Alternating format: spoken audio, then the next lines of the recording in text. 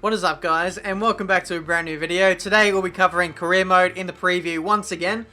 This is part number 2, so today we'll be experimenting in the invitational events and getting an introduction to Jonathan, who is going to be the guy who reaches out to us and gives us the classic cars that we use over the course of the career mode. If you missed the first episode, I recommend you go check it out. In that episode we picked our team, we just got an introduction to the game and all that good stuff. So I'm just going to go through a really quick rundown of what happened in the previous episode. So if you haven't seen it already, go click away now, link in the description. But the race got underway, we qualified, I don't know, fairly poorly in the Force India P16, only did the one lap in qualifying like I mentioned. And it's also worth mentioning as well, if you haven't been told already, I was not comfortable with the wheel or anything like that, and the difficulty for me personally was a lot harder than what it would have been if I was running with my home setup as well. But here we are on the second lap, just trying to make our progress through the field. Kevin Magnussen was proving to be very tricky over the course of the race. We finally negotiated him, got to the first round of pit stops, fitted on the super soft tyres, and went on our way.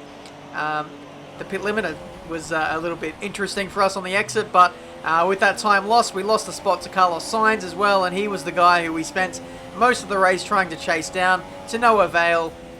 It was 14th place in the end for our first race. So there we go. You're now up to speed of what happens in the career mode. It's time now to meet Jonathan.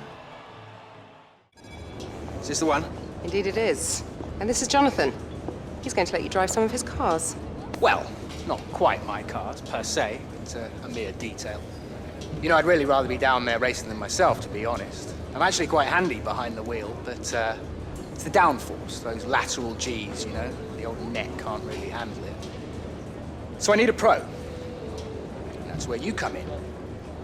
We run in a bunch of events throughout the year. Time trials, races, all sorts.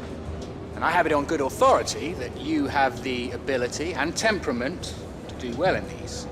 Make our business look good, and most importantly, bring the cars back in one piece. So consider this a formal invitation. I'll see you at the track. Now, I'd just like to step into my office. So that is Jonathan, a very different character, one that I never thought I'd see in the F1 games. He's a bit of a lad, isn't he? But we now have the choice of 2 different invitational events. We can either do Overtake Challenge or Pursuit. I decided for this one to do Overtake Challenge and see how we go in the 1990s Williams. We take a break from the roller coaster ride of the Formula One season for a historic invitational today. It's a chance for us to watch some of the classic cars from days gone by, as well as a chance for drivers to try something new and enhance their reputation. Okay, so in this game mode, the goal is to overtake a certain amount of cars, and today we have to overtake 12 opponents. We're in the 1996 Williams FW18, and we have approximately 3 minutes to do 12 overtakes over the course of this Silverstone Grand Prix circuit. It is the short layout, of course, so you would think 3 laps, yeah, it's fine to overtake 12 cars if they're going slowly, but no, we're on the short layout, so it's going to be a lot tougher than what you think to make our way through the field. And as you can see, massive lockup, and I actually got re-overtaken in the process. It's an overtake challenge, but I'm supposed to be doing the overtaking, not the AI.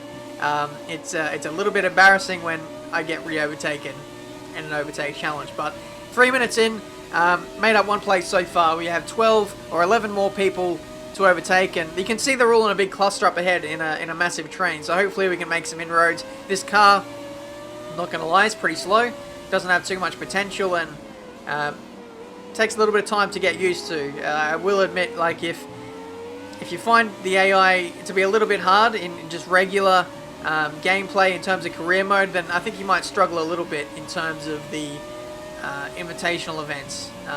That might just be me, just again not being too used to the wheel, but you're under pressure. You have a lot of time to make up, a lot of positions to make up, and not a lot of time to do it, so you're definitely under the pump in these scenarios, and I'm just driving poorly. There's no other way around that. We made up a position, but we locked up massively and basically almost took the guy out in the process. But it's P16 for the moment. And we're lining up another move on the McLaren, up the inside, into turn number 2. Job done. That is position number 15. We have 1 minute 40 seconds left to go, and if I keep it in a straight line and make some progress, then we might be half a chance. Look at them, they're all on the same straight here, all literally separated by about 5-6 seconds. But the problem is they just park it on the apex, and I think you would have seen it with the earlier overtake challenge I did earlier today around Suzuka's short. They just get in the way, and you just have to, not that that's a bad thing, they're purposely slow on purpose. You just have to change your line a little bit, go slow in, fast out, and leave yourself a lot of exit space to go around them, I suppose. But just something to get used to in this game mode. It's very different to traditional racing, and we go side by side with another McLaren and another spot. 5 overtakes done so far, still another 7 to make, and we only have 30 seconds left to go. There are a few in front of us, but in all honesty, I don't see this happening. We're literally going to have to overtake like one car every 2 or 3 seconds, and I really don't see that happening. Around the outside, into the club section. That's 7 overtakes done with only 20 seconds left. I don't know. I think in these kind of challenges, you really have to drive well. You have to be dialed in and just know the car before you get in, almost, depending on the difficulty level. But 5 seconds left. We try and go for a move up the inside into turn 1. He basically blocks the apex, and that killed our momentum, and that was the challenge. So as you can see, if you waste too much time at the start, or you just make mistakes, then it's very, very hard to make up that time that is lost, and that is the end of that invitational event and the end of this video. Hopefully you guys have enjoyed. I'm sorry this one was a little bit shorter than the others, but I'm not entirely sure whether I'm allowed to record further career mode episodes past this.